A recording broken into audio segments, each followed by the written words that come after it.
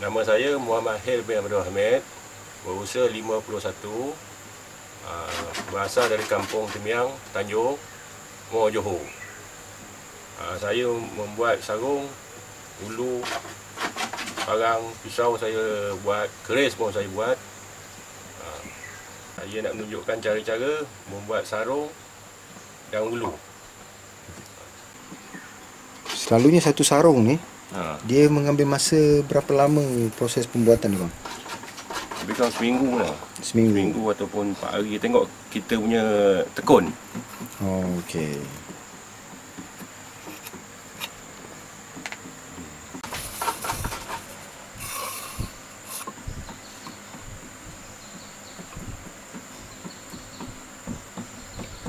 Adakah ketebalan kayu ni memainkan peranan untuk sarung dia?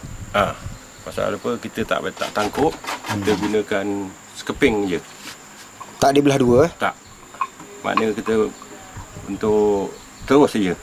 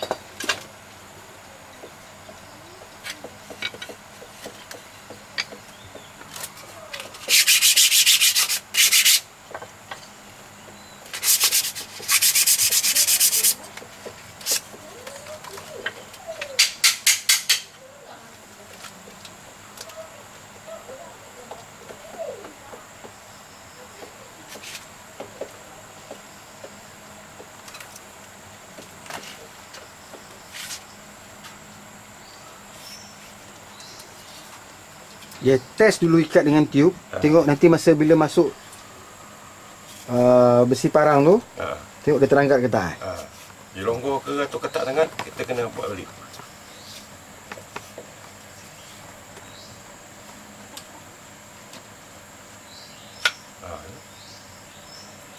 Itu dari saudara sekalian, daripada sekeping papan.